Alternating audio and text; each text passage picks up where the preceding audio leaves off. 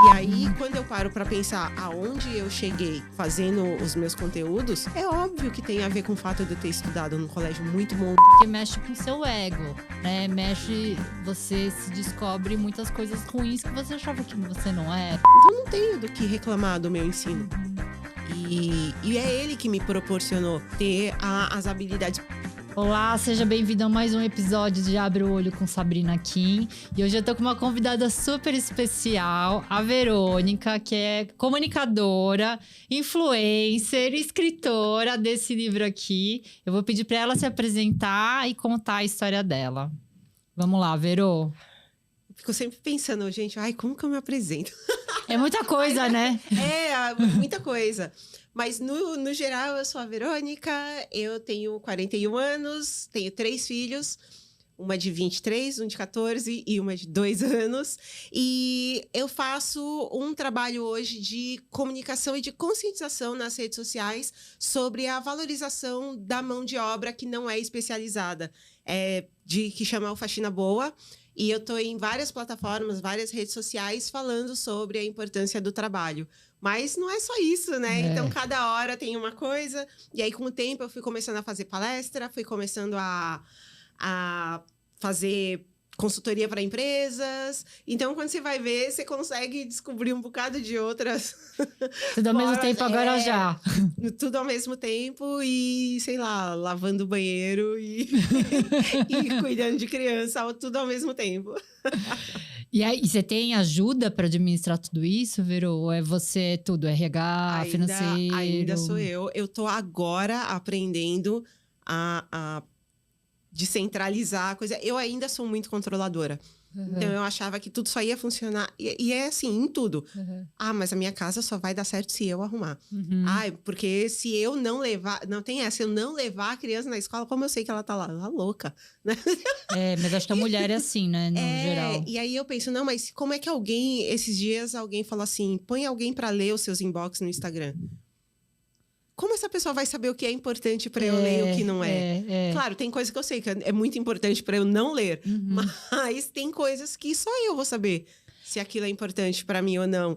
Você aí é difícil. Não, e aí depois você vai gastar o tempo, que eu acho que no começo é isso. Como é que a pessoa responde? O tom que a pessoa responde, né? Sim. Porque eu acho que você deve... Não, você mais do que ninguém deve saber. O tom que a gente conversa é muito difícil em rede social, assim, né? Depende de quem lê. Você não sabe se tá ofendendo, se tá brincando, se tá falando uma coisa séria. Se é ironia. E eu adoro também que tem uma amiga que ela fala assim, eu odeio o jeito como essa pessoa digitou. E é isso, a gente não sabe como a pessoa digitou. A internet é um ambiente muito doido. É muito doido, e eu acho que também tem a questão de que eu entendi que as pessoas leem, mas eu acho que elas não entendem o que elas leram. Claro que não. Gente, aí é mó boi na linha. Às vezes você tá falando a mesma coisa que outra pessoa, a gente tá na mesma posição, a gente tá concordando, só que tá uma briga, né? Sim. O Twitter é a grande prova de que as pessoas não sabem o que elas estão lendo. E você trabalha mais... Eu te acompanho mais pelo Instagram. E o Twitter é uma outra plataforma que contém É totalmente diferente. É outro mundo. E você acha que as pessoas são mais agressivas no Twitter ou no Instagram? No Twitter. Mas, ao mesmo tempo, dá pra construir um bocado de outras relações bacanas. Eu uso muito o Twitter pra me informar, mas também tem essa coisa de conversar mais próximo. Até teve uma situação interessante. Eu não conheço pessoalmente várias pessoas que eu converso no Twitter. E nós somos muito próximas, e eu adoro, assim. Quando você não é olho no olho, acho que as pessoas são mais corajosas, né? Sim. Eu acho que sim, né? Verô, eu li seu livro, eu já acho que todo mundo conhece a sua história, enfim, né? E eu lembro que eu já queria te chamar faz tempo, mas eu lembro que eu vi uns stories recentemente que você fala da questão do carro, que a sua máquina de lavar quebrou, você teve que juntar a roupa, ir na casa do seu padrasto, tá certo, não é que eu tô falando padrasto, levar a roupa pra lavar a roupa... E aí você foi dirigindo com o carro e aí você teve uma outra...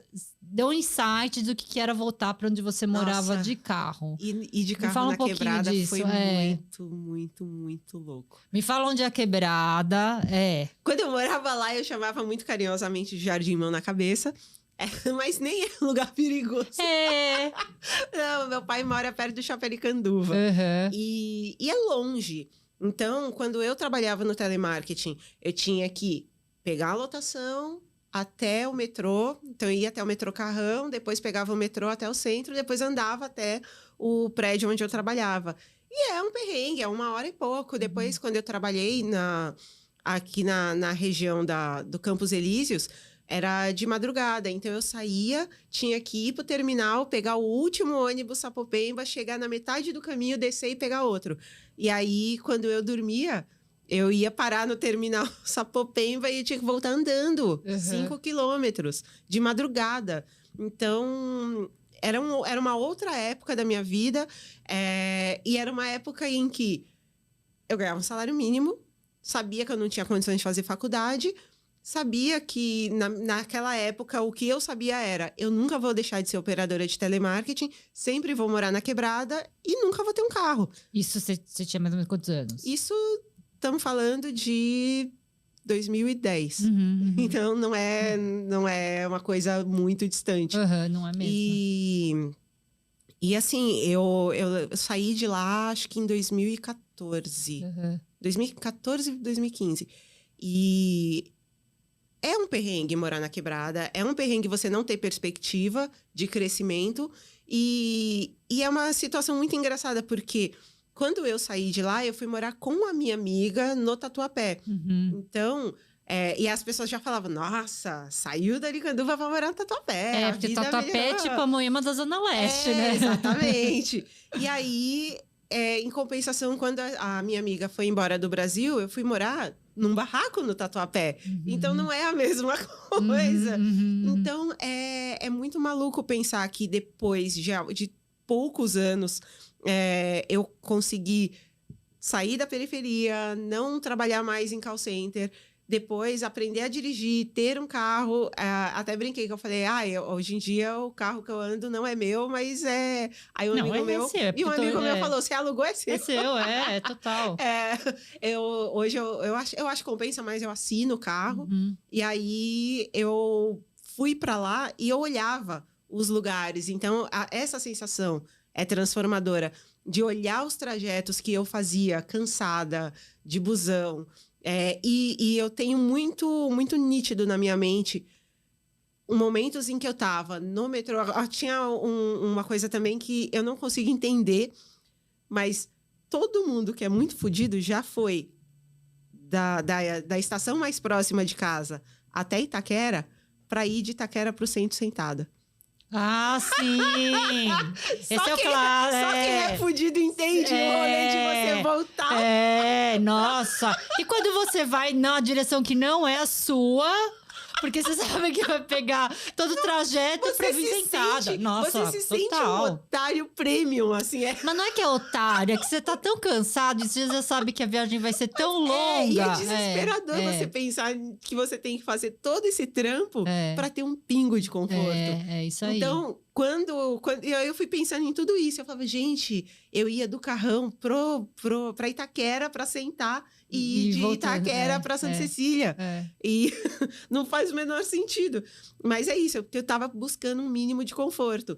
E aí, depois, eu pensando nisso, várias vezes eu voltava em pé, cansada. Já chorei várias vezes voltando de faxina dentro do metrô, espremida. E eu pensava: eu quero chegar num dia em que isso aqui não seja mais parte da minha vida.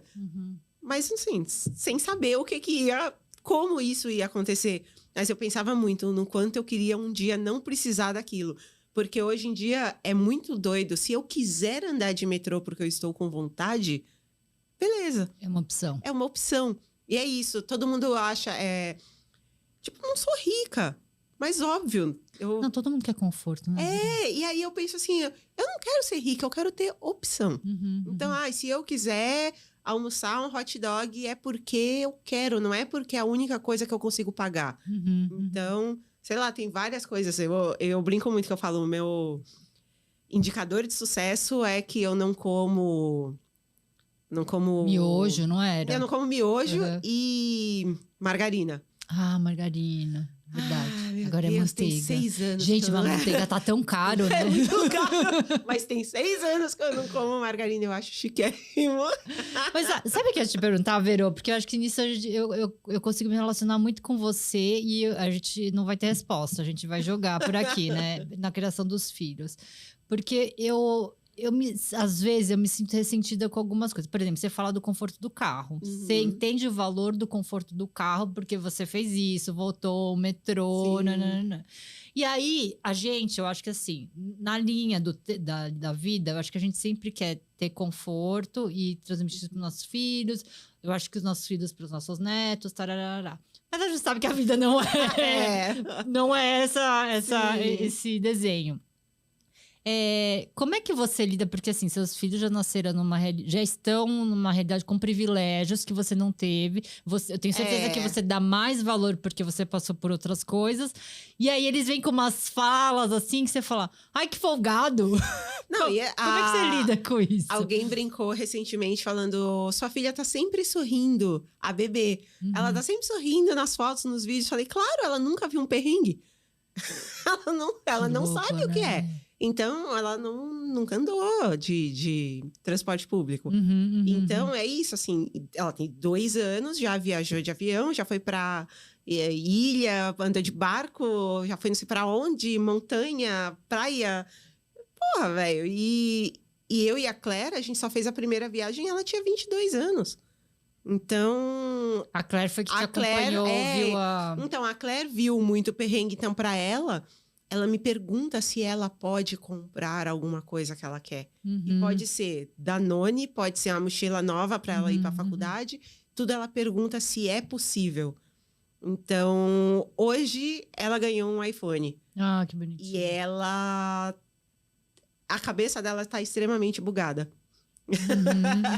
Então, é isso, assim. E o Panda, não. Ele não pegou tanto, mas ele tem Ele fala que muitas coisas ele não consegue lembrar mais.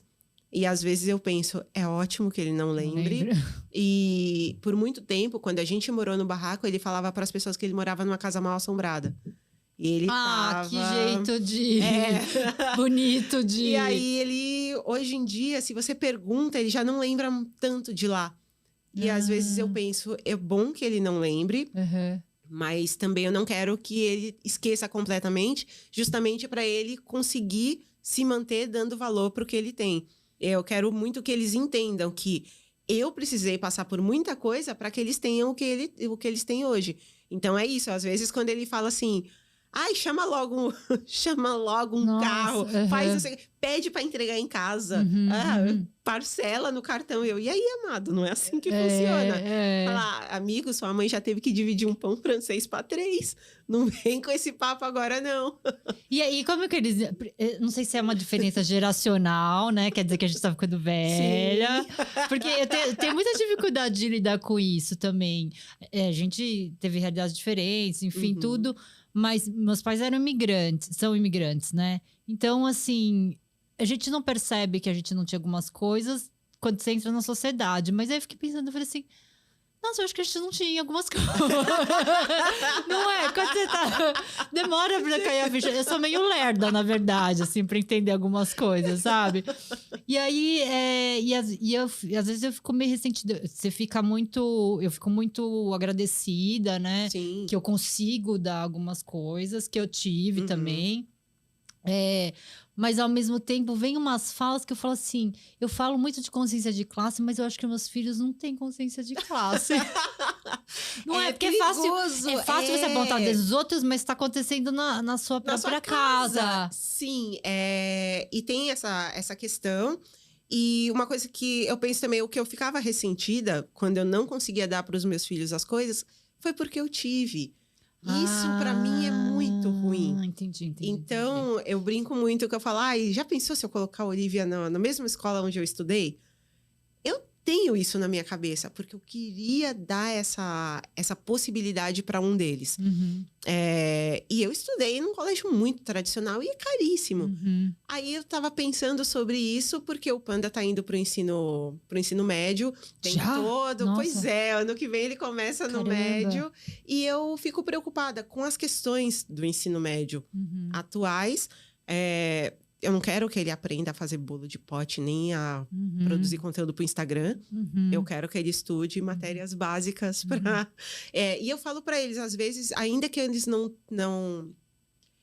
tenham uma qualidade, porque eu não acho que... Quando estuda num colégio de bairro, a Claire fez escola pública e depois foi para a faculdade paga. Aí eu brinco que ela tem português intermediário.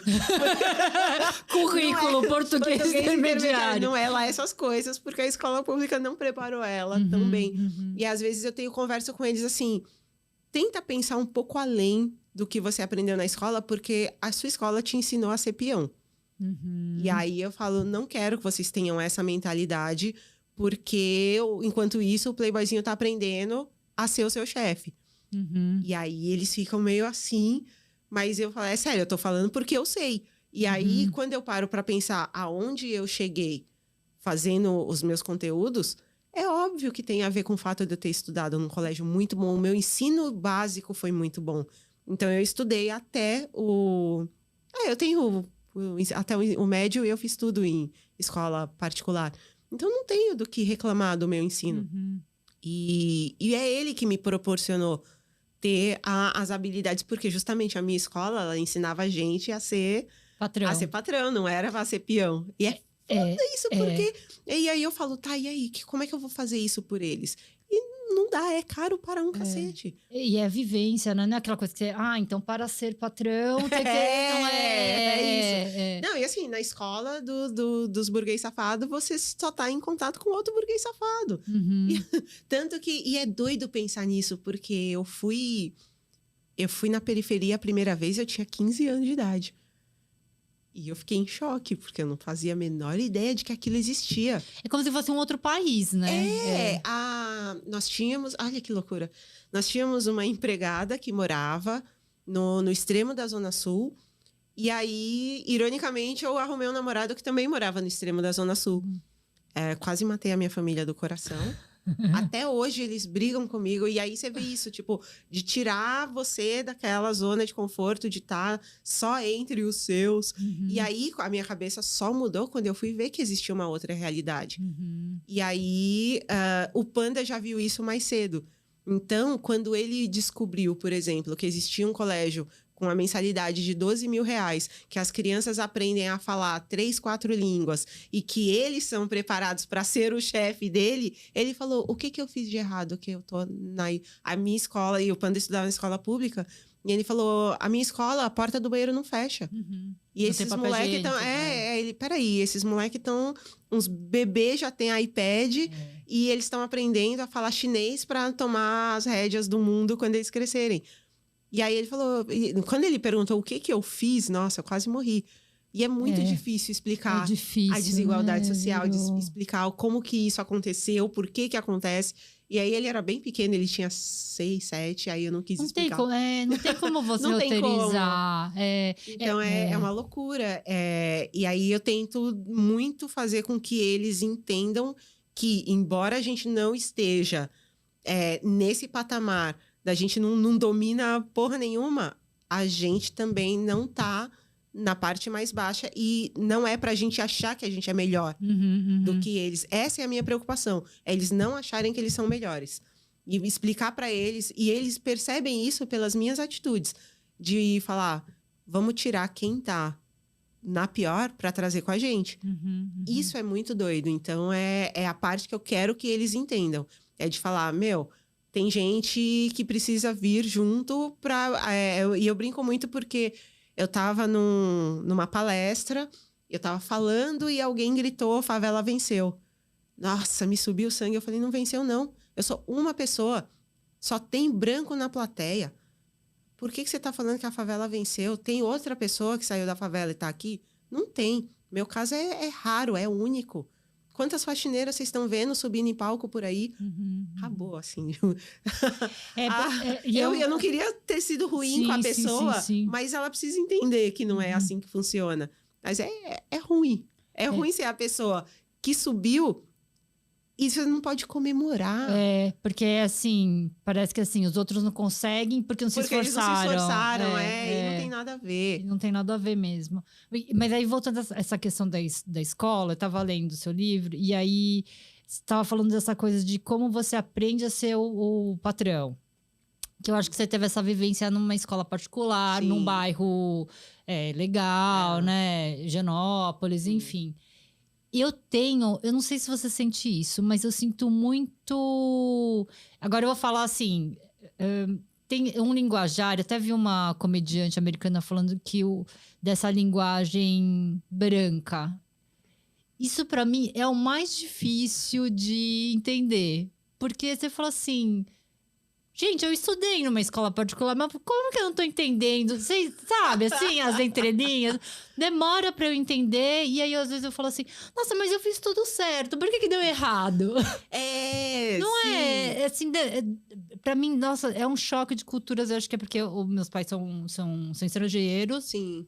Já moro aqui faz muito tempo, mas mesmo assim parece que é uma língua que eu não entendo, sabe? Assim, eu acho que mesmo de comportamento, como você... Hoje, eu penso assim, como mãe, eu tenho que ensinar meus filhos se comportarem em diversos ambientes. Saber comportar em diversos ambientes, né? E pra mim, que tive essa vivência de ter um padrão de vida mais alto e depois tá no padrão de vida mais baixo que tem... É muito doido, porque em compensação hoje eu consigo me adaptar em qualquer lugar. Esse rolê que eu fiz de palestrar em Harvard foi um pouco disso. De estar em contato com pessoas que eu nunca imaginei que eu ia estar no meio delas, num jantar. E aí, desde ministros e grandes personalidades da TV, coisa assim, todo mundo sentado ali comendo junto. E aí bateu pra mim esses dois momentos de que foda, cheguei aqui junto com eles. Puta que pariu, por que eu tô aqui com eles? Eu entendi. Conta essa história de como você foi parar em Harvard. Conta aí, porque eu acho que deve ter gente que não sabe. Foi um convite... é bem maluca essa história na minha cabeça. Quando eu recebi o convite, eu fui pesquisar o que era o Brasil Conference. E é um evento anual em que alunos de Harvard juntam diversos setores da sociedade para debater... um Brasil melhor. Mas são alunos americanos ou são alunos brasileiros que estudam lá? Isso. Tá, entendi. E aí, o evento é apresentado para professores e alunos americanos e de outros países de Harvard. E nessa edição que eu estive, então tinha desde advogados, políticos, personalidades e eu não entendia muito bem o porquê que eu estava lá, mas... E aí, o meu papel foi conversar sobre o trabalho doméstico no Brasil. Teve até uma pergunta interessante de uma aluna. Sempre tem esse tipo de pergunta nos lugares onde eu vou, mas naquele ponto me pegou bastante, porque ela falou, o que a gente pode fazer para melhorar ou para ajudar? E aí, eu falei, você... Nada, sabe por quê? Porque você chegou aqui... E automaticamente, de uma forma mágica, você passou a fazer as coisas. Você começou a limpar a sua casa, você começou a cozinhar, você começou a trocar a sua roupa de cama. Porque aqui é caro. Você acha que é caro. Agora, os seus pais, que talvez estejam subvalorizando o trabalho de alguém, você pode conversar com eles para eles pararem de explorar o trabalho dessa pessoa. Aí, de novo, é horrível você ser a portadora das más notícias para essas pessoas, porque basicamente o meu trabalho é um pouco esse, é educacional e é jogar na cara das pessoas que o comportamento delas com os prestadores de serviço é inadequado. E tem gente que me escreve e fala, eu nunca percebi. Porque então, tipo isso, quando todo mundo vive igual, não tem um lugar de conflito que a pessoa fala, pera... Talvez não seja tão legal. Porque às vezes eu falo, será que não é óbvio eu ter que explicar que você não pode deixar a pessoa sem comer? Tipo, só pode comer depois que eu comer, você só vai comer o resto do que eu deixar. não é normal, não é natural, não é... E aí a pessoa fala, nossa, não sabia. Porque é invisível, né? Na verdade é isso, essa coisa de Então, ser invisível. teve um post que ele deu uma volta absurda, assim, porque eu fui fazer uma piada com a agenda da menina da Globo, que era, tipo, acordar, tomar café do hotel, fazer maquiagem, sessão de fotos. E aí eu coloquei o meu, que é ser acordada por filhos, aí lavar a louça da janta, porque eu tava muito cansada para lavar. Depois fazer as coisas da casa, responder e-mail, lavar a louça do almoço, fazer não sei o que, lavar a louça, e lavar a louça de novo, e lavar mais louça. E as pessoas entenderam que o post era meio que sobre lavar a louça. Mas era sobre a sobrecarga do trabalho de quem tá em casa, não ganha nenhum obrigado depois que a pia tá vazia. E as pessoas começaram a discutir por... compra uma lava-louça que resolve. Cara, não é uma lava-louça que vai resolver o trabalho, o problema da dona de casa brasileira. Não vai. Porque então, quem vai colocar na máquina? Você, né? Isso. E aí eu falei... E aí depois eu falei, gente, quantas casas eu já fui limpar que tinha lava-louça e eu não podia usar? Mas por quê? Porque as pessoas, elas gostam de acumular louça porque vai fazer valer o dinheiro dela ver a faxineira lavando com a mão. Entendi. E aí, eu comentei isso e uma pessoa falou, meu Deus, eu tenho uma faxineira há anos e eu nunca perguntei se ela queria usar a lava-louça. Ou uma outra pessoa falou assim, eu acho que ela não sabe usar, por isso que ela nunca usou. Falei, em algum momento você chegou para ela e falou, esta é a lava-louça, você abre, põe o sabão aqui, faz isso. Não. Falei, então, vocês não conversam? E aí é uma loucura isso, porque... é uma coisa tão básica, tão boba. E a pessoa, nunca pensei em oferecer para ela usar a lava-louça. Falei, o tempo que você deixa ela lá lavando louça, ela podia estar fazendo outra coisa. Esse é o meu raciocínio. Esse é o meu... Não, tem um monte... E fora assim, trabalho de casa tem muita coisa pra fazer. Acaba. É tipo passar roupa, assim. Não, pra quê, né? Assim... Eu comecei uma vez a cada 15 dias, mais ou menos... É o dia que tem uma pessoa na minha casa para passar roupa. Mas só roupa que eu vou gravar alguma coisa. Exato. Porque... E que vai aparecer no vídeo. Então, porque a minha mãe começou a falar... Nossa, todo vídeo que eu vejo parece que você saiu da boca da vaca. Ai, que ódio. Sempre a mãe tirando a nossa sanidade mental. Se não é filhos e pais, bullying, gente. É dentro de casa. Pois é. E aí, eu comecei a assistir tudo de novo. E meu Deus, eu estou amassado o tempo inteiro. Aí eu comecei a ter algumas roupas passadas para aparecer em público. Tem umas, assim, eu vejo assim pelos clientes da loja, né? Que ninguém quer passar. Então, teve, eu acho que tem uma... Assim, eu tô falando da classe média que eu convivo. Sim. Mas eu descobri que o Brasil é muito grande e tem outras realidades, que não é a realidade que eu achava que era. Mas, assim, eu vejo lá na loja, as mulheres... Eu acho que teve uma coisa assim, ficou caro você ter uma funcionária em casa.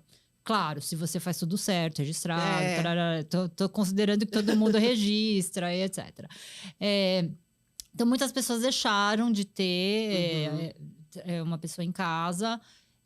Eu acho que mudou tudo, né? Eu acho que as crianças saíram de casa, considerando que uma pessoa, né? Sim. Tá todo mundo tentando morar num lugar menor para ter menos trabalho. E as pessoas entendem, se eu moro num lugar menor, eu vou ter que limpar. Então, assim, é melhor ser menor, porque a manutenção é menos. Aquele raciocínio que tem fora, né? Nossa, mas por que eu tô falando disso, gente? Tá vendo? Eu tô muito doida. Mas porque a gente tava falando da necessidade da pessoa de... Sim. Aí hoje eu penso assim, né? Em casa também eu cresci com ajuda com um empregado em casa que também dormia.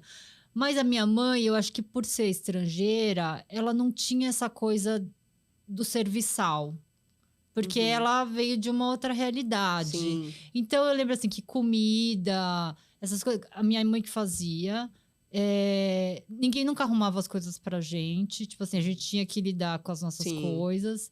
Eu lembro que lavar calcinha, cada um lavava a sua calcinha. Eu lembro que a gente tirava a roupa e dobrava. Tinha uma organização em casa, Sim. assim, né? Que eu achava que era a organização de todo mundo. Até que eu descobri que não era. Sim, é uma maluquice quando você descobre que tem gente que não faz absolutamente nada. Mas aí eu lembro de um dia que pra mim foi chocante, que eu morri de vergonha. Que eu acho que eu devia ter uns 10 anos. E tinha uma empregada em casa. E eu lembro que eu queria comer uma laranja. E aí eu pedi pra descascar. E aí ela falou assim: 10 anos e não sabe descascar uma laranja? Aí eu falei assim: verdade, né? E aí ela foi lá, era uma faca de serrinha, assim. E ela me ensinou a descascar laranja. E eu achei genial, porque você descascava e cortava a tampinha. Aí eu ficava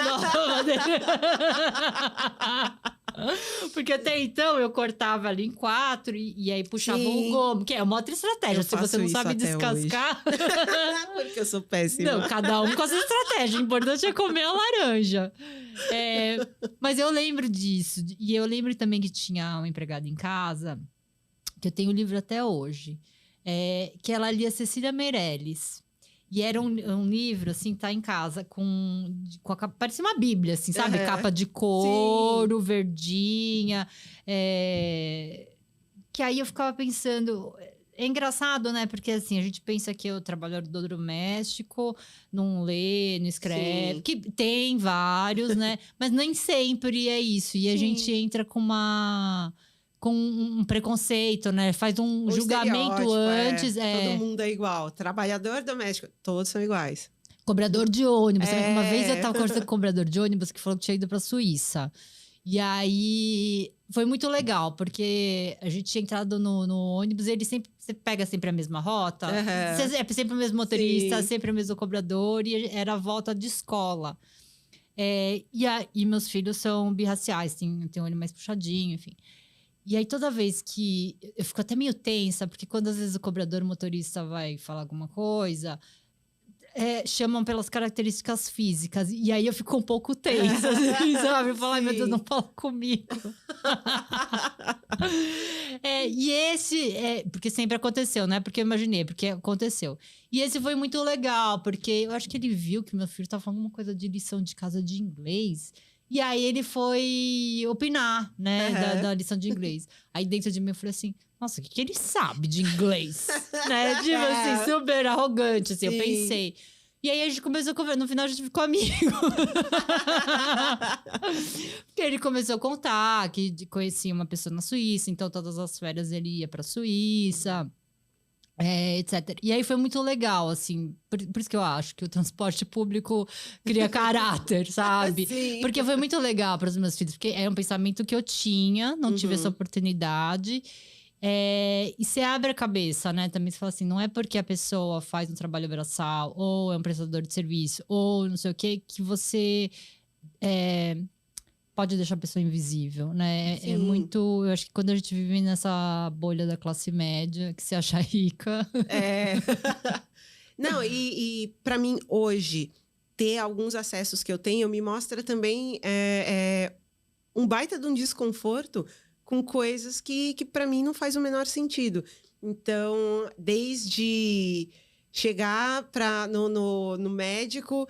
E ter alguém que vai abrir a porta do carro, aí tá chovendo, pega o guarda-chuvinha e te leva até lá. E aí, recentemente, eu fui fazer um ultrassom. E na hora que terminou, a pessoa veio tirar a enfermeira veio tirar o gel da minha barriga. Aí eu peguei o papel, comecei a limpar. Ela, não precisa. Eu falei, não tem problema, deixa que eu limpo. E aí comecei a limpar a minha barriga e ela, não, eu tenho que limpar. Tipo... e deu a entender que, assim, moça, esse é o meu trabalho. Se você não deixar eu fazer, talvez eu tenha um problema. Não pode você fazer. E é muito bizarro, porque eu fico pensando, que tipo de pessoa depende de alguém até para limpar a barriga dela, que tá com gelzinho? Nossa, tem esses mesmos questionamentos, mas ao mesmo tempo você fala, se ela faz isso é porque tem. E eu acho que deve ser a maioria, né? O tipo de treinamento. É difícil, né, Verô? Porque assim, ao mesmo tempo você fala assim, então para eu pertencer a esse lugar... Eu entendo que você vai lá e vai tirar. Mas aí você fala, para eu estar nesse espaço, eu tenho que deixar que ela limpe a minha barriga. E eu acho que a gente Tem acho que tem que fazer um exercício, né? Não sei, esse é meu pensamento, de que a gente precisa aceitar também, né? Que a pessoa precisa tirar o jato da nossa barriga.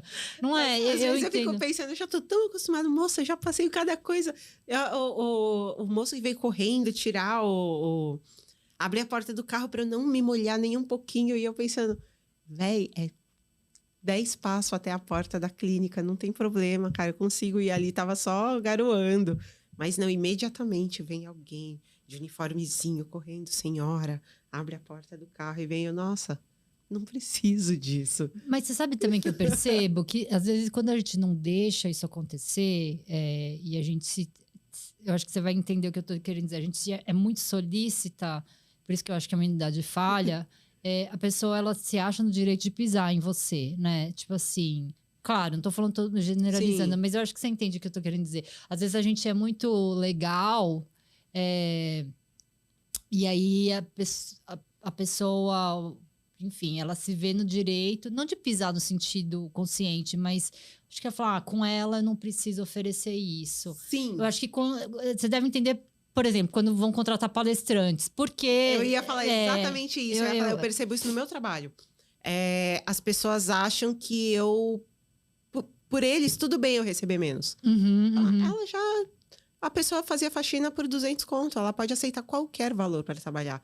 Mas, no entanto... E aí, eu já estive no lugar de estar trabalhando e descobri que enquanto eu ganhei 2.000, outra pessoa ganhou 12. Para fazer a mesma coisa.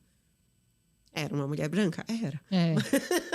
Mas, e aí é uma loucura, assim, pensar no... Hoje em dia, a gente conversa mais. Então... Eu tô inserida no meio de outros palestrantes, outros criadores de conteúdo. Eu sei o quanto a galera tá cobrando para fazer a mesma coisa. E é claro, tem gente, eu não vou nunca ganhar o que um ex-BBB ganha. Aí, se eu fizer um trampo com essa pessoa, eu sei que ela vai ganhar mais. O alcance dela é maior, o público dela é outro, beleza.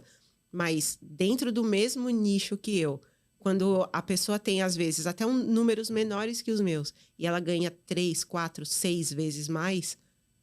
laudo, branca. É impressionante. Então, eu penso nisso.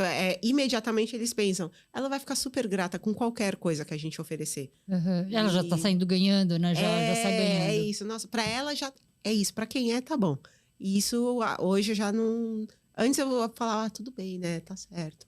Agora, não tem a menor chance de eu trabalhar nesse tipo de aceitar esse tipo de trabalho. E eu acho que, na verdade, é um treino, né? Não só interno, mas para as empresas também, né? Sim. Porque eu acho que, como elas estão só acostumadas as pessoas não brancas não reclamarem, que foi passando, né? Foi passando. Elas também, eu acho que ficam em choque e falam assim, mas como assim? Não vai aceitar? Né? Eu vejo isso porque, assim... Trabalhar com serviço, com público, gente, cria caráter. Nossa, não é? Você o ser humano nasce bom, o atendimento ao público que corrompe. Assim, eu admiro o vendedor, restaurante, garçom. Sim. Que tá lá na base. Lendo o seu livro também, o telemarketing, fiquei pensando, nossa, acho que eu já tratei vários, muito mal, coitado. Hoje, assim, é muito louco, né? Porque telemarketing, pro consumidor, desperta o pior. Sim. O pior que existe em você. Sim, a pessoa condensa todo o ódio que ela sente da empresa naquela pessoa que tá ouvindo. Porque... eu sou a empresa naquele momento. Que a empresa fez tudo errado e joga bomba pra uma pessoa que não vai conseguir resolver o problema. Não vou resolver, no geral tô ganhando menos de 900 conto pra ouvir aquilo. E aí, o que não me dá muita vontade de resolver... total. Aí é um ciclo vicioso, né? É isso. E aí vai só piorando a situação. Então, o telemarketing também é o que constrói o caráter. Mas eu penso assim, eu sou muito grata também a tudo que eu aprendi. E o tanto de... É isso, a porrada do telemarketing me transformou numa pessoa mais forte. Total, pra aguentar depois a faxina. Não, sabe o que eu fico pensando? Com os filhos, primeiro, eu trabalho desde 7 anos, né? Tipo, se eu não tava estudando, eu tava na loja. E eu achava, até, eu descobri, assim, recentemente que isso não era normal. Eu achava que todas as crianças trabalhavam, não. Que, assim, eu fiz muita besteira. Eu acho que eu já espantei vários clientes. Minha mãe perdeu várias vendas por conta das coisas que eu falava. Mas você vai aprendendo, porque você não aprende de um dia para o outro, Sim. né? É um processo. E eu acho que o varejo, ele aprende... O que eu acho que é das grandes coisas que eu aprendi, que nenhuma escola me ensinou, nenhuma faculdade me ensinou, é o poder da escuta. Porque é muito difícil você deixar alguém falar. Falar e você ouvir o que, assim, ouvir e absorver, né, o que a pessoa tá falando, porque mexe com o seu ego, né? Mexe, você se descobre muitas coisas ruins que você achava que você não era, né? Então, eu acho que assim, o varejo. Eu acho que no caso da faxina também, você deve. Lendo o livro, eu fiquei pensando, eu falei, nossa, é verdade, assim, você. É uma coisa muito íntima e, assim, não é dado valor, porque na verdade você tá com. Não a pior, mas os fluidos da pessoa. Literalmente. Assim, tudo. Você tá com o que você não gosta, ou que você. É muito íntimo, né? Você tá na casa de uma pessoa e trabalhar arrumando. Pra mim, é muito engraçado quando eu preciso. No final da minha gestação, foi o momento que eu falei, pô, não consigo mais. Então, comecei a chamar alguém para limpar lá em casa. E de lá para cá, eu fui mantendo. Depois de um tempo também, eu tive o acidente de carro. E aí, não conseguia nem levantar sozinha. Então, eu precisava de alguém para limpar a casa. E aí, às vezes, eu vou só ou aumentando ou diminuindo a periodicidade de acordo com a necessidade. Mas, no geral, tem alguém que vai lá em casa. Quando não tem, e aí eu começo a perder o controle das coisas, é muito engraçado porque na minha cabeça é meio que proibido eu deixar a minha casa chegar num estado em que a pessoa vai olhar e falar, meu Deus, o que aconteceu aqui? Mas assim, o que aconteceu aqui? O que aconteceu é que eu tenho um trabalho completamente maluco, que eu não tenho horário, eu tenho 3 filhos, e é isso. Eu falei pra você que eu vim comendo dentro do carro, porque é isso. Eu não tenho tempo para fazer as coisas, eu não tenho rotina. E hoje em dia, eu até comecei a tomar remédio para TDAH. A minha psicóloga fala, você só precisa ter um mínimo de rotina para você se equilibrar. Não adianta você fazer 1 milhão de coisas ao mesmo tempo, todas atravancadas uma em cima da outra, e aí depois você tá cansada e você acha que o problema vai arrumar com remédio. E assim, eu acho que ela tá certa. Eu acho que os médicos, eles querem mais que a gente tome remédio mesmo. E eu sou aquela pessoa que confia, fala, não, tá falando, então esse remédio deve ser capaz de me ajudar mesmo. E aí eu vou percebendo isso, que é uma coisa que vai faltando pra gente tomar esse controle. E aí foi passando um tempo em que eu comecei a me sentir dividida entre ser a pessoa que teoricamente devia estar sempre com a casa limpa e ser a pessoa que não tem como dar conta de fazer tudo. Ai, virou, acho que num momento assim, tô também cagando regra, tá? Mas é que você tá... Eu entendo o que você também tá falando. É difícil a gente, como você sempre fez e tomou conta da situação, da casa, tarará, é difícil a gente admitir que precisa receber ajuda. E a gente precisa mesmo, né? Você tem outras coisas. E tá tudo bem, não tem problema, né? Assim, a gente aceitar que pode alguém arrumar a nossa casa e cuidar das nossas coisas. Eu entendo esse conflito que você tá falando, porque a gente fica com vergonha, né? De mostrar o que a casa tá bagunçada. Eu tenho muita dificuldade com isso e eu nem sei se eu faço certo, porque tem várias coisas que eu não deixo que façam lá em casa, sabe? Não porque eu vou fazer, porque eu não vou fazer. Mas é porque você também cria caráter você lidar com um pouco de bagunça. Então, por exemplo, arrumar o armário. Você abre o armário das crianças, tá tudo lá. Mas na pandemia a gente... Organizou. E mesmo essa coisa... O meu objetivo hoje com as crianças que eu tenho é deixar menos tempo de tela possível. Que não vai funcionar eu proibindo e não vai funcionar eu gritando, tipo, gente, sai da tela. Então, qual que é a estratégia que eu adotei? Criar serviço. Entendeu? Boa. Porque, assim, você fala, bom, então tá. Então, assim, depois que eu jantei, antes eu cozinho pra caramba. Aí você fica cansada, aí esse cansaço se transforma em raiva que eu desconto nas pessoas. Esse é Sim, é o ciclo o modus natural, operandi, é o modus assim que vai. operandi. Aí eu falei, gente, eu virei um monstro. Não era assim, era uma pessoa divertida, eu era uma pessoa alegre. O que tá acontecendo aqui, né? Na minha casa só tem homem. Aí eu fiquei pensando, bom, então vamos, pra eu, né, não virar um monstro, vamos... E aí eu via, né, eu lá lavando a louça, tudo, e as crianças lá, né? E aí eu acho que a alegria ia me dando raiva. A alegria das outras Sim. pessoas. Por que é que isso tá acontecendo?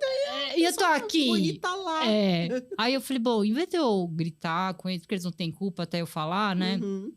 Falei, gente, então, vamos lavar, vamos temperar a salada, vamos não sei o quê. Então, eu tenho me policiado pro jantar eu ser a rainha. Então, assim, cozinhei.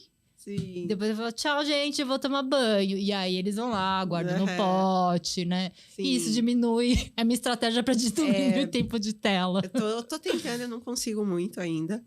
A ajuda ali no... terminou... O panda, se deixar, assim, ele levanta o que ele comeu, vai ficar lá.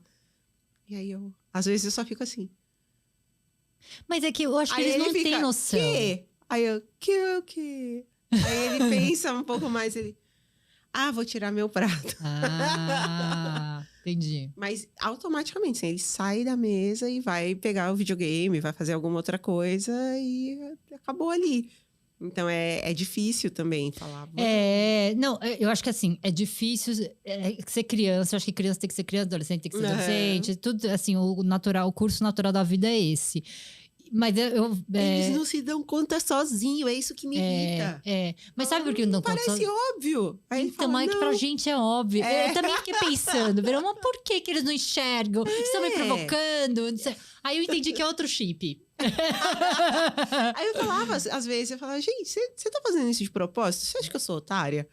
E ele ficava, do que você tá falando? Aí você se acha mais otária, você fala assim, tá tirando sarro com a minha cara, né? Sim, tá tirando sarro. É exatamente isso. E aí, depois...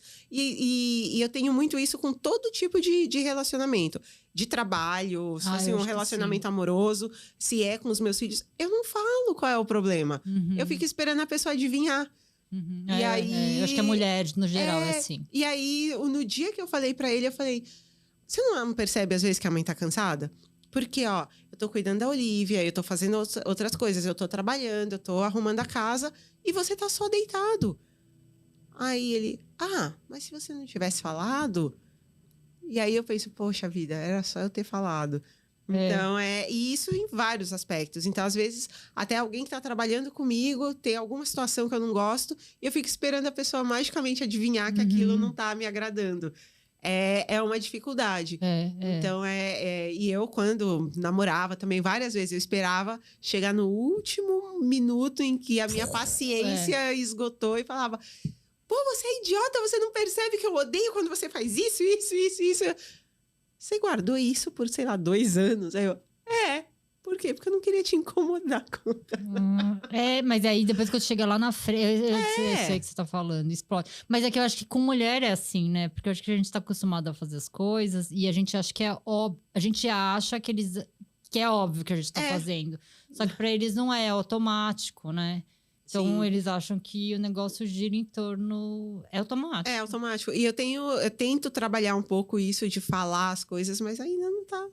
Mas ao mesmo tempo você não pensa. Eu tenho um rancor que também fala... E até isso eu tenho que falar. Eu tenho que explicar tudo, vocês são tudo burro. Você fala, gente, não dá pra, né? Até isso que eu tenho que falar. Porque às vezes também a tática do ficar assim... Não funciona, porque as pessoas não sabem do que você tá. Eu tenho umas situações assim que às vezes eu chego em casa e eu vejo todo mundo dar aquela tremida, assim, tipo... Será que eu deixei de fazer alguma coisa? Eu vejo que assim, eu chego em casa já é a sala, então dá pra ver se eles estão jogando. Aí eu chego e vejo que eles dão uma pausada, assim, tipo assim... Mamãe, eu já fiz a lição de casa e não sei o que, de relatório. Para e fica olhando, tipo... já fiz. Sim. Eu era essa pessoa. Eu também era essa pessoa. Então... Eu acho que tem a ver com a educação, né? Talvez. Que sei lá, o estilo da casa, algumas exigências que eram Sim. suas, assim. Eu achei legal no seu livro que você fala que você acha um nicho na faxina. Que são moradores A galera do centro. novinhas. E são as pessoas que eu acho que têm esse linguajar que você aprendeu na escola, né? Eu Sim. acho que por isso teve essa Assim, conexão. casou, assim, deu match entre a gente, porque pra mim era de fato mais fácil o trabalho, porque a pessoa, o jovem de classe média que sai de casa, ele lembra às vezes o que a mãe comprava de produto de limpeza. Aí vai lá e repete. Não sabe o que é pra fazer, não sabe. Então, desde de atender um menino que não sabia que dava para limpar o espelho, até o espelho dele, aí eu falava, por isso que você é feio nas fotos de espelho, cara. Espelho todo sujo. Aí, na hora que ele olhou, ele, meu Deus! Ele tinha até uma visão distorcida da imagem, nossa, né? tô até mais bonita. Pois é. Então, é isso, assim, eles estão... eles foram muito mal acostumados a não fazer nada, então eles não sabem o que é para fazer. E aí, para mim, acabava sendo muito mais fácil, porque eles não tinham muita noção. E era mais rápido, porque os apartamentos são muito pequenos. Então, era ótimo. Dava, às vezes, para fazer 2 no mesmo dia, quando a pessoa mora, sei lá, 19 metros. Dá pra você fazer 2 no mesmo dia. Mas foi sem querer e deu muito certo. É o nicho de mercado, né? Sim. Porque a pessoa valoriza também mais o seu trabalho, né? Sim. E é uma galera, essa galera jovem que não faz comida dentro de casa. Então, você vai ver também, em compensação, você abre a geladeira, tem várias comidinhas de delivery estragando. Nossa. Ah, desgraça. Eu falo, gente, você vive assim mesmo? Socorro. E tanto que no livro eu falo, né, que a alimentação do jovem de classe média é tapioca e vinho. É tudo que tem na casa do jovem. É impressionante. E às vezes eu fico preocupada e surpresa como eles conseguem ser tão inabilidosos. É porque eles são jovens, mas vai chegar essa conta. É isso, quando espera alguns anos. Quando tiver na minha idade, vai sofrer as consequências. Porque Mas é esquisito pensar nisso, porque me fez pensar no quanto eu não quero que os meus filhos sejam assim. Porque isso também, lá na frente, se a gente for desmembrar tudo, tem a ver com saúde mental, Sim. qualidade do sono, etc, né? Eu fico pensando nessas coisas dos valores, porque comer bem não tem a ver com grana. Claro, não. Eu não tô falando de miséria. Eu não tô falando de miséria, né? Eu tô falando assim, comer bem nutricional não tem muito a ver com dinheiro, assim, né? Eu não sei. Você cozinha, Verô? Pouco. Eu tenho uma placa que eu peguei essas placas de letrinhas e coloquei na minha cozinha. Comidas feias, porém gostosas. Funciona, mas não são pratos instagramáveis, sabe? Mas a vida real não é Exatamente. instagramável. Mas é super ok, assim, o que eu faço para comer. É saudável, é isso. A gente come as coisas da feira. Sim. Salada, tarará. Eu tô tentando aprender molho de tomate. Eu não queria mais comprar industrializado, mas ainda não chegou. Não chegou. Não. Aí, às vezes, eles olham e ele... Tá tentando outro molho, mãe? Eu tô. Mas eu acho que esse tentar faz parte do aprendizado também. Eu tô tentando. Né? Faz parte. Eu acho que o processo de cozinhar, não sei, eu tô falando pra mim, é uma válvula de escape, não porque, nossa, eu não vou glamorizar o cozinhar todo dia, porque cozinhar todo dia você. Cansa.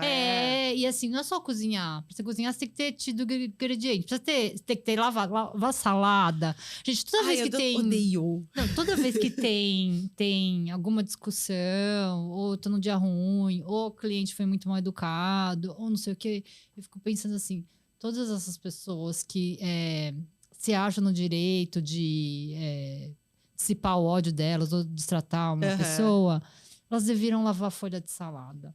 Porque isso daí te traz, dá um tempo de você pensar nisso. Sim. Porque até o sacal, não só lavar, secar e deixar no Tupperware com aquele pano, com a folhinha, com papel toalha. Eu acho que depois que você terminou esse processo, eu acho que você consegue.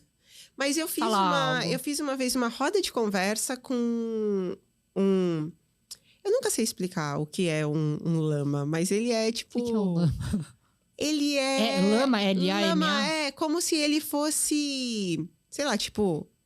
Deve ser o equivalente a um bispo da Igreja Católica, mas ele é do. Budismo. Ah, tá. Ah, tá, entendi. E aí, ele tava me contando exatamente isso. Que os monges e os praticantes que ficam no mosteiro, que eles fazem práticas de meditação com limpeza. E aí, eu comentei com ele que justamente no momento em que eu tava lidando com a depressão, o movimento repetitivo de lavar a louça e de você ir pensando e o som da água e tudo aquilo foi me deixando mais calma e o pensamento flui diferente enquanto você está fazendo. E eu acho que é por isso que a gente tem muita ideia tomando banho. É o movimento, é a água, é a coisa. E ele falava, cara, a gente acredita muito nisso e por isso tem grandes rituais de meditação com limpeza. E eu falei, nunca imaginar que eu ia ter coisa em comum com... Você vê com o monge budista. Tipo, e foi muito legal. A gente bateu, tipo, 2 horas de papo, onde eu fui desesperada, pensando, não tenho nada pra falar com um cara desses. Ele é um tiozão iluminado e eu sou a pessoa que grita com as crianças em casa. E no final das contas, a gente conversando, eu pensei, rapaz, olha só! E foi muito legal de perceber esse tipo de coisa, porque... e eu sempre falo, a gente em casa, com tudo bagunçado, produz muito diferente a visão da sua cama arrumada, de você passar na cozinha e não ter uma pilha de louça, de não ter pingo de coisa no fogão. Muda, o seu dia fica diferente, seu humor fica diferente. Então, eu acredito de verdade na limpeza como um agente transformador do seu dia a dia. Você não é a mesma pessoa quando a sua casa tá detonada e quando a sua casa tá limpinha e cheirosa. Você muda a sua personalidade. Não, eu super concordo com você da limpeza, mas você acha também... Eu acho que também tem um ganho se você faz a limpeza. Ou você não precisa fazer toda a limpeza, mas você ter o controle do processo de limpeza. Você fazer parte, você ter esse contato, sim, faz toda a diferença. É diferente de você chegar na sua casa e tá tudo magicamente feito. E você não tem... Você tem esse benefício, mas não é igual quando você tá ali com a mão na massa. Mas é óbvio, assim, mentalmente falando, se você chega também e tá feito... Não, é ótimo, gente. Também é bom. É o tempo, tem toda essa questão. Mas eu, por exemplo, eu tive uma crise de pânico nessa semana e o que eu queria fazer... E aí eu conversei... foi bem engraçado, porque eu ia conversar e eu nem precisei. A minha filha falou, quer que a gente saia pra jantar? Pegou os irmãos, colocou no carro e saiu. Imediatamente, ela saiu. A primeira coisa que eu fiz, levantei a blusa, peguei uma água sanitária, corri pro banheiro e comecei a esfregar tudo. Eu terminei, aí depois que o banheiro tava limpinho, eu tomei meu banho e fui deitar.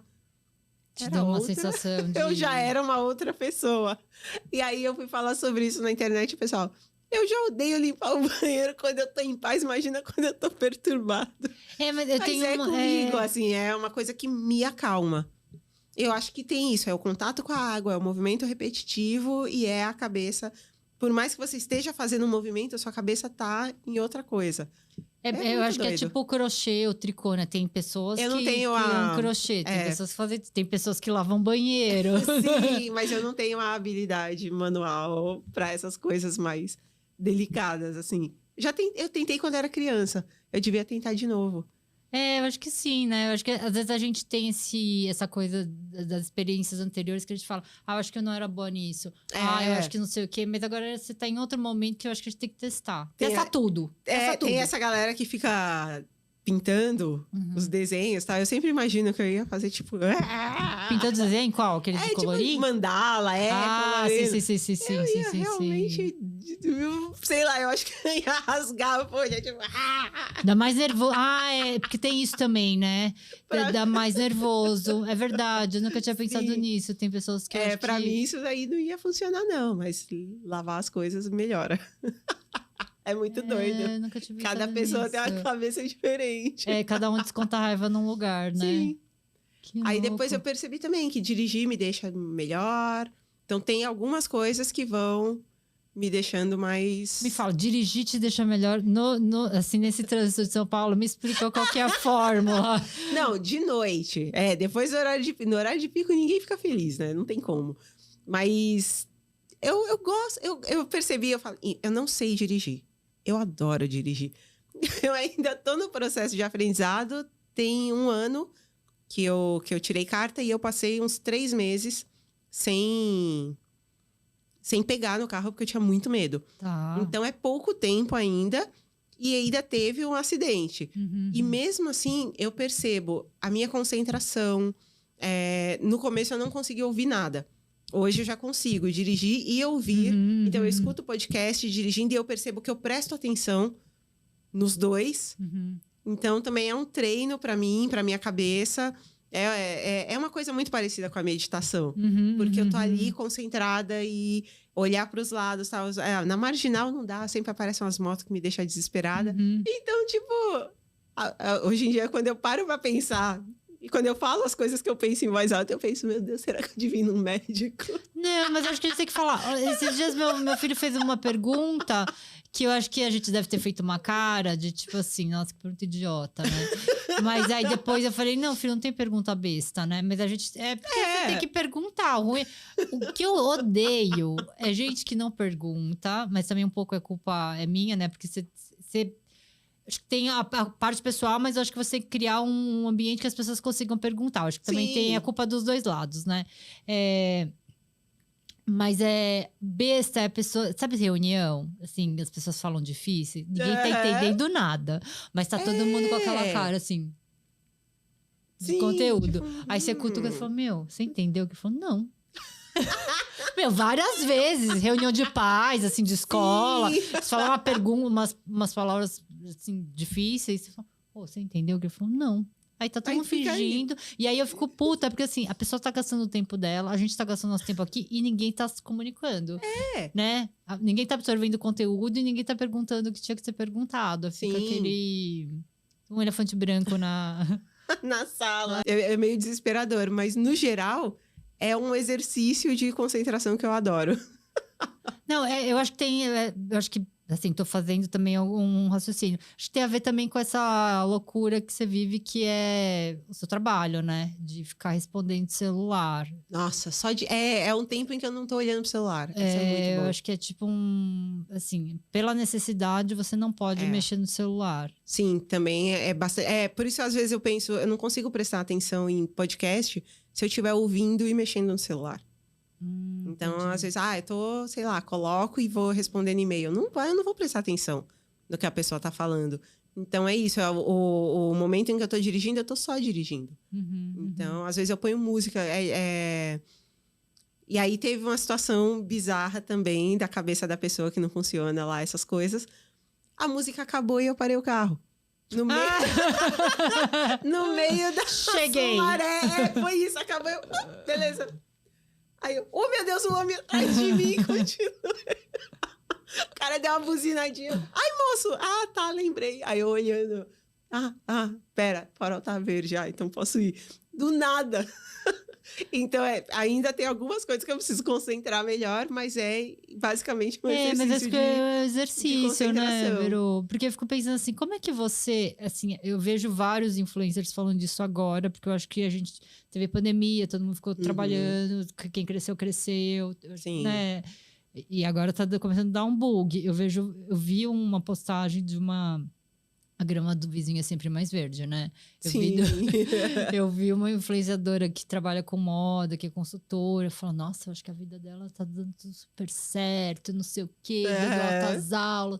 Aí ontem eu vi uma postagem que ela falou, gente, eu tô procurando um trabalho CLT. Aí você fala assim, Ué. Aí você fala, como Sim. assim, né? Porque a gente consome, quem consome é uma delícia, né? Consumir, ver o vídeo engraçadinho, você vai Aham. lá, não sei o quê. Mas o outro lado, né, gente? Eu acho que hoje, não só influenciador, todas. Eu não tô falando de marca grande, eu tô falando da pessoa que vende bolo, brigadeiro, sim. tem um pequeno comércio, não sei o quê. É mais um negócio que você tem que fazer. Além de administrar. Tem essa expressão, né? A tiktorização do trabalho. Você, além de fazer o seu trabalho, você tem que estar disponível na internet para vender o seu trabalho. E isso é muito ruim. Porque não é a pessoa não é a dentista que vai ter que ficar fazendo dancinha para mostrar como é que escova os dentes, pelo amor de Deus. E tem vários, né, de dentista, tem vários advogados. E tem vários que são super bons, assim, sim, né?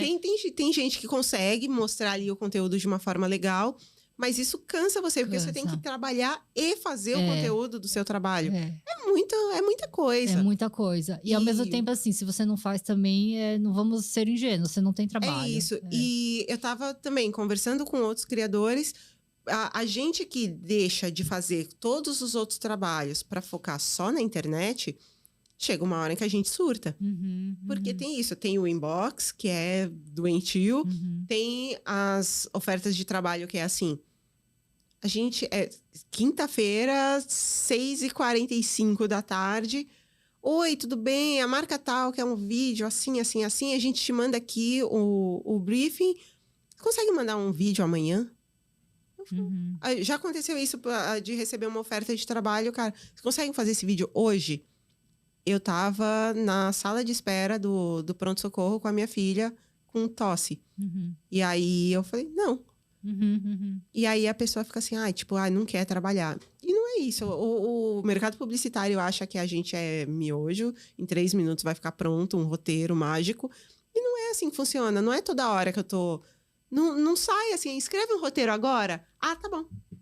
Não eu preciso porque a pessoa acha que você está disponível, né? E assim, eu preciso estar num momento legal para sentar e escrever aquele roteiro. Não é qualquer hora.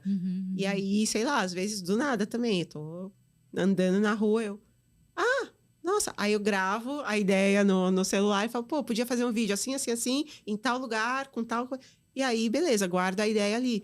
Mas não sai na hora que a marca pede. Porque eu acho que as pessoas não entendem. Eu só fui entender. Hoje eu valorizo o influencer, aquele que fala a maior besteira, que é errado, não sei o quê, porque eu valorizo a disciplina e a constância. Porque você pode estar falando besteira, mas pelo menos está lá todo dia, não sei o quê. Você ter essa constância, gente, é muito difícil, né? Sim, e vai você passar uma semana sem postar. Na hora que você postar, não vai chegar em ninguém. Então você fica nessa coisa, eu sou obrigada a postar. É muito ruim você trabalhar pela demanda que foi definida pelo algoritmo e várias vezes. Quantas coisas você estudou, fez um roteiro, pensou, fez uma foto, fez um vídeo, aí você posta. Eu tenho 300 mil seguidores. Você vai olhar, ele chegou em 8 mil pessoas. Eu falo, não é possível. Você fala pelos stories. Às vezes nos stories ou às vezes no feed. No feed. Tem post que não chega em 1% do seu público. Você fala, o que eu tô fazendo? E às vezes você vai ver isso. Você passou uma semana sem postar. E aí, na hora que você posta, não vai. Nossa, é muito ruim. Será que é isso? Eu não sei, virou. Às vezes acontece. Porque assim, eu tô falando com gente grande, né? Eu tenho menos. Às vezes acontece e é horrível. Porque você gastou um baita tempo para fazer aquilo. Eu, por exemplo, eu não tenho nenhum tipo de equipamento. Então, fora o meu celular. Então, se eu quiser fazer um vídeo mais elaborado, eu tenho que pagar uma diária para uma produtora. E aí eu escrevo o roteiro, eu pago uma diária, faço aquilo, e aí ninguém vê. Nossa, é desesperador, porque aí você perdeu uma grana. E nem todo... o povo não sabe isso. O conteúdo, ele não te traz um retorno financeiro imediato. Exato, Então, eu passei 4 anos produzindo, sem ganhar 1 centavo. E aí, depois é que veio a grana. E aí, é isso. É a constância, é a vontade de continuar fazendo. É acreditar que aquilo uma hora vai dar certo. E aí, você vai sozinho, na cara e na coragem. Até que um dia, pode ser que você ganhe alguma coisa com isso. Mas, então, eu fiquei anos sem nada de retorno. E é por isso que eu fazia faxina até começar a ganhar dinheiro na internet. Porque senão, eu não ia largar. Porque a faxina era um dinheiro certo no final do dia. E aí, e tem isso também que as pessoas não sabem, é que depois que eu escrevo o roteiro, eu gravo, aí depois você grava, edita, produz, entrega, e aí você recebe depois de 60, 90 dias. Pô, fatura nota lá, em 60 dias, meus filhos já gastaram todo aquele dinheiro quando cai. E assim, geralmente é isso. Quando eu recebo um cachê, esse dinheiro já tá todo comprometido com alguma coisa que eu já fiz. Então, é muito doido. E aí, o povo não sabe por que o criador de conteúdo é surtado. É por isso, porque você tem que produzir todo dia, você não sabe quando você vai ganhar dinheiro. Quando ganha, você já gastou ele todo. E aí, metade dele produzindo conteúdo e a outra metade com as suas contas da casa que você tem que pagar. É muito maluco. E eu acho que tem uma coisa... Hoje eu tava pensando assim, né? Porque tem muita coisa boa no Instagram e tem muita coisa ruim, né? Sim. É como tudo, qualquer profissão. Profissão. Mas você não fica na dúvida? Eu tenho esse dilema ético, moral, e eu não tô querendo falar que eu sou uma pessoa boa, porque eu não sou. Mas tem umas ondas, né? Os trends, total dos trends, né? Que hoje eu fico pensando, falando, nossa, tanta gente dança bem assim, porque tudo é dancinha, né? Eu falei, nossa, eu acho que isso... Se eu fosse dependente de dancinha pra ganhar a vida, nossa, velho. Tava ferrada. Mas eu vejo assim, as coisas de... eu trabalho no nicho, o meu ganha-pão é loja, eu vendo roupa. Eu me sinto muito mal, que eu também não julgo as outras... mas ficar assim, colocando muito o meu público, colocar muito filtro, mexer muito na foto. E várias vezes eu falo, gente, eu sabe, coloca um filtro, coloca não sei o quê. Eu falo, gente, eu tô fomentando um negócio que aí você fala, nossa, eu acho que eu devia ser mais leve, né? Tô fomentando um negócio que pra mulher é ruim, né? Tipo assim, tá tudo perfeito. Nossa. A roupa passada. Porque isso vai te criando uma armadilha, vai criando uma angústia. Que ao mesmo tempo eu falo assim, eu sei que se eu colocasse o filtro, eu vou ter mais visualização. Né? E aí eu cheguei à conclusão da semana que o bem não vence o mal. Então, tipo assim, você trabalhar com... Eu não sei, eu tô fazendo reflexões aqui. Esse negócio do filtro, eu não uso. Eu acho que eu deveria usar para ter mais visualização, mas é uma coisa que eu não acredito. Essa coisa de mexer muito nos corpos é uma coisa que eu também não acredito. E eu acho que fomenta exatamente o que eu não quero falar, passar. Eu acho que você também deve ter esses dilemas criando conteúdo. De assim ou não. Total. E, por exemplo, eu me pego muitas vezes olhando... Alguém falou, eu não lembro quem foi, uma influenciadora falou esses dias, dessa necessidade que todo mundo tem de ser igual. Então, todo mundo tá com a mesma cara, com o mesmo corpo, com as mesmas roupas, e todo mundo fazendo a mesma coisa. E todo santo dia eu me pego pensando nisso. E já é mais difícil você ter um alcance diferente quando você não é branca. Você sabe que a foto da pessoa branca ela vai ter muito mais alcance. Já aconteceu, por exemplo, um amigo meu postou uma foto de um amigo dele numa viagem internacional. E foi uma foto, tipo, alguma coisa de aniversário. E aí, ele, um homem negro, colocou uma única foto de um homem branco. A foto bombou de um jeito absurdo. Pera, ele tava na mesma foto? Não, só o cara branco. E era fulano, ai, feliz aniversário, você é o máximo, não sei o quê, blá, blá, blá. E é a única foto que aparece para ele aquela opção de... Você não gostaria de patrocinar este conteúdo? Então, as fotos do rosto dele nunca teve essa indicação para que ele patrocinasse para chegar em mais gente. Aquela não só foi a que mais teve acesso, como é a única que a plataforma pede para ele impulsionar. Então, eu já sei que uma parte do meu conteúdo não vai ser entregue por esse motivo. Eu já sei que as outras pessoas que se dedicam a trabalhar como influenciadoras, elas estão preocupadas com essa coisa do ai, mas eu tô bonita, eu tô isso, eu tô aquilo. E aí, eu, por exemplo, não tinha... Antes eu pensava nisso, não fazia porque eu não tinha dinheiro. Mas hoje, para você ter ideia, deixa eu te mostrar uma coisa na capa do meu livro. Eu tenho... Todo mundo fala, eu adoro o seu sorriso, você é linda, você é isso, você é aquilo. Eu acho que o espaço entre este dente e esse é feio e parece que tem uma sujeira no meu dente. Nossa, nem reparei, agora você falou, só vou ver o dente. Ninguém nunca reparou. Eu estou nunca usando o reparei. aparelho de novo porque eu quero corrigir isso. Se não der para corrigir com o aparelho, eu vou inventar algum outro jeito de corrigir. Uhum. Eu cheguei aqui vinda de uma clínica de estética, Uhum, onde eu uhum. fui fazer um procedimento. Então é isso, eu fico pensando, não, mas todo mundo na internet é bonito, por que só eu vou ser diferente? Uhum. E aí você se cobra uma coisa que ninguém tá cobrando. Uhum, Nunca uhum. chegou alguém e falou assim, nossa, mas você tá meio acabada, por que você não muda a sua cara? Mas não, eu fico olhando, e assim, eu tô olhando gente com filtro. Eu nem sei como é a cara da pessoa de verdade. Eu vou falar coisa sobre filtro. E aí eu fico pensando, por que que eu tô querendo parecer sem filtro? Alguém que tá de filtro. E eu tô ficando...